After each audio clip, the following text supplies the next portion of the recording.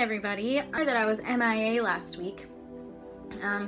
As you can kind of tell from how I'm talking, I was sick last week. It's just been crazy. I'm still getting over it.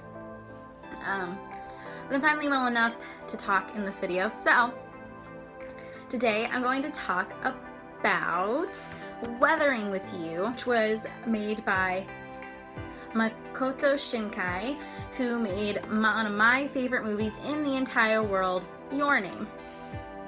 I got to go to a special fan screening yesterday, and I was really excited. Weathering with You, if you don't know, is about this girl who can control the weather and this boy who runs away from his hometown, and a meeting and shenanigans ensue. And of course it's a romance, because if you've seen Your Name, obviously it's going to be a romance. And it had a similar vibe to Your Name. Like, it was a completely different movie, but it had like the same deep, emotional, dramatic, but funny vibe. The same like romantic vibe, a similar music. It was really, really good. The second that I heard that the person who made Your Name was making another movie, I was like, I had to see this, and I bought I bought tickets for the US screening as soon as I possibly could. And I'm really happy that I did, because it was really, really good.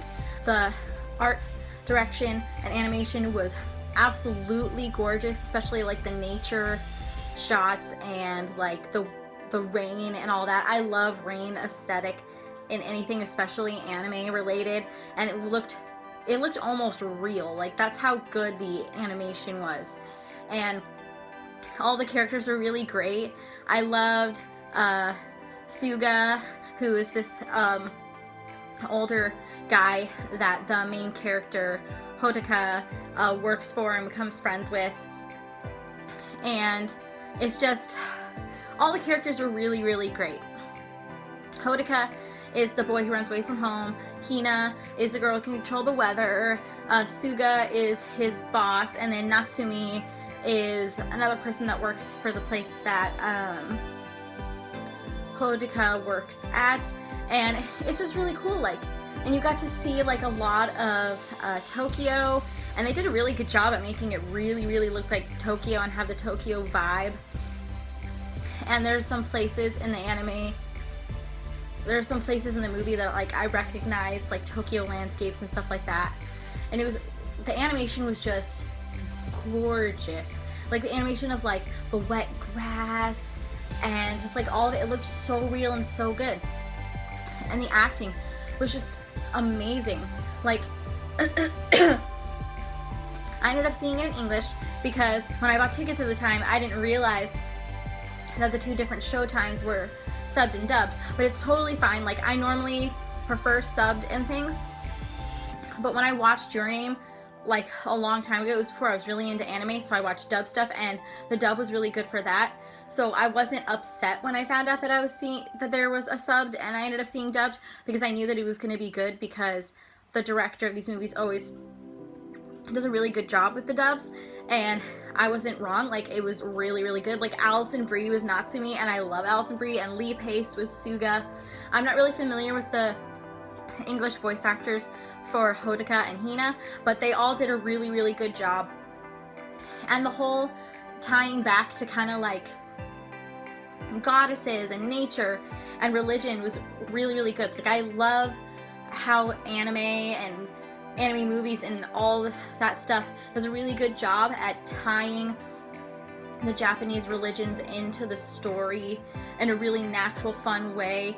And the way that they do like folklore and mythology and stuff like that really mixes really well into the story, and also into a lot of animes in general do a really good job at mixing that in well without it seeming ridiculous.